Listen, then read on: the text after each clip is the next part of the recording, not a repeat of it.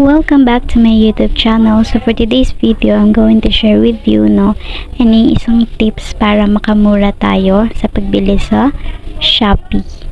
Yan, so continue watching until to the last part para malaman kung paano. And kung bago ka sa YouTube channel ko, don't forget to click subscribe para updated ka sa mga tutorial videos na ina-upload ko. First thing to do is punta tayo sa Shopee app. And then kapag nandito na tayo, punta tayo sa search bar. Yan. So ilalagay ko is baking pan. Yan. Then from baking pan, then after na nito na yung mga makikita natin, yung mga related product na baking pan. And just like that, yung nahanap po na 3 pieces na set na siya. Yan. Round pan. Kiklik ko yan, yung 250 pesos. Then, dito na sa may baking pan na yan, click na natin yung add to cart. Then, next naman is kiklik natin yung view shop. Para yung ibang baking supplies na kailangan natin is, yan, baka makita natin sa iisang shop lang. So, then, ang mangyayari is, isa lang po yung babayaran nating shipping fee. Unlike kung mag-iiba-iba tayong shop, no? So, ang tendency is, iba-iba din pong shipping fee iyon. Mapapamahal po tayo. So, it's better na hanggat maaari, try po muna natin sa isang shop kung andun po lahat ng kailangan natin. So, click natin yung view shop. And then, mula doon, yan, makikita na natin yung mga products, no, from that certain shop. Ayan, so in here, may nakita na ako agad na kailangan ko din, which is yung banana bread pan. Kailangan ko niyan. So, I will choose that one. Then, pagka-click natin sa kanya, ito na yung makikita natin. So, may different sizes yan. So, dito muna ako sa pinakamaliit. Ayan, bibili lang ako ng isa. Yan, yung quantity is 1 lang, and then add to cart. Then, next, tingin tayo ng iba pang item. And kailangan ko din netong muffin pan. And so, add to cart lang ulit natin. Yan, so, ang nandito na lang available, the color is gold. And then, yung size niya is small. Click lang natin yan and then confirm. Then, add to cart. And so, meron na akong 3 sa cart ko, no, or dito sa shop na to. Then, last thing, yan, nakita ko lang to. And since kailangan ko din naman siya, and look at the price, oh. So, itong disposable plastic gloves na ito is 100 pieces na siya, no? And for only 14 pesos lang. Yan. So, jing-jing na dito. Napakamura. Then, since okay na, nakuha ko na lahat ng kailangan ko on this shop, punta na ako sa cart. And then, ito na yung mga makikita natin doon. So, mula doon kay JC Baking Supplies, and dyan na yung mga in-add to cart ko. Dyan na po makikita yon. Then, yan, i-click lang natin kung ano. Pwede mo naman dyan i-unclick, no? Huwag mo na lang lagyan ng check yung hindi mo bibilhin, yung undecided ka pa. Pero doon sa mga sure, yan, i-check mo lang. Then, kapag na-checka mo na lahat ng bibilhin mo, i-check out na. Yan, i-click na po natin yung check out. Yan, so dito na tayo sa check out. Makikita natin dyan lahat ng information regarding sa pag-order natin on Shopee.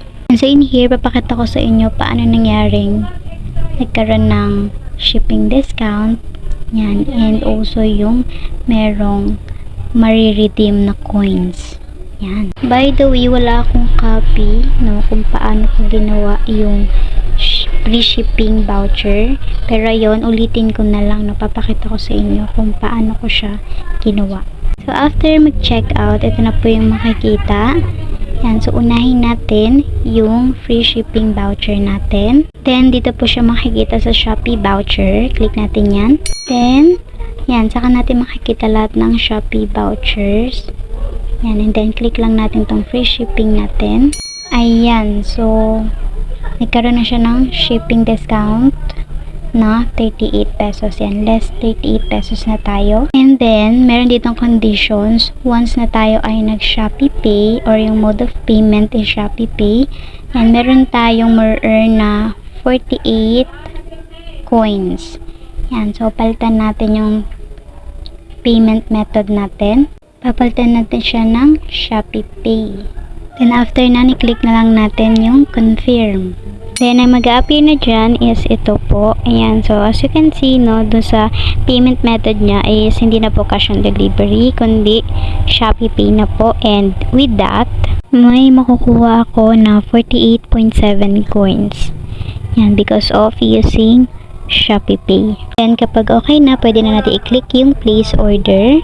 And then, we're gonna wait na lang, no, kung kailan siya darating. By the way, meron din po akong vlog or unboxing vlog, no, dito sa mga items na ito ay nabili ko, no, dito sa JC Baking Supplies. Yan, so doon makikita nyo ano yung quality niya, no, yung kung ano yung itsura niya, no, nung na-receive ko siya. And iyon, papakita ko lang din kung paano ko na-earn, no, or kung paano napunta sa akin yung 48.7 na coins, no, na sinasabi na marireceive ko or matatanggap ko by using Shopee Pay. Yan, so continue watching. Yan, so again, ang condition niya, ma-earn natin siya kapag na-receive na natin yung item. So since dumating na sa akin yung item, yan, check ko na siya. No, punta tayo sa Shopee app. And then kapag nasa Shopee app na tayo, punta tayo sa Me. Yan, then natin makikita lahat ng purchases natin. Yan, so doon tayo punta sa to receive. Yan, nandiyan pa rin siya. Then, dyan sa to receive, dyan natin makikita yung na-receive natin na item. I-click lang natin yung order receive. Then, yan, ito na makikita natin yung transactions, yung order details. Ayan siya yung mga in-order ko. And then, sa pinakababa nan, scroll up lang natin. Then, natin makikita ng Shopee coins to be earned, which is yung 48.70 Shopee coins. Then, click na natin yung order receive. Then, yung mag-a-appear dyan is ito po. Yan, ito na yon yung 48.70 Shopee coins. We're just going to click collect now. Yan, so kapag okay na, ito na yung mag-a-appear doon. We need to rate, no, this shop. Yan, so submit na natin. Then, okay na. Let us check. Punta tayo sa home. Sa ating Shopee, we're gonna check. Yun. So, doon na po nag-appear yung ating coins. So, before, no, wala dyang nakalagay na coins. 0 lang yan. But then, no, after kong ma-receive itong item na to, and then, yun nga, na-collect na ako na siya, nagkaroon na siya ng 48.70 coins. Ayan. So, if ever you're wondering, no, kung para saan yan, para saan ginagamit si coins or Shopee coins, yan, I'll be doing or I will do vlog din po noon, no, kung paano naman po ginagamit si Shopee coins kapag tayo ay order sa Shopee. And that will be all, guys. I hope you enjoy watching and I hope you learn something from it. Ayun, and stay safe everyone. See you on my next vlog. Bye!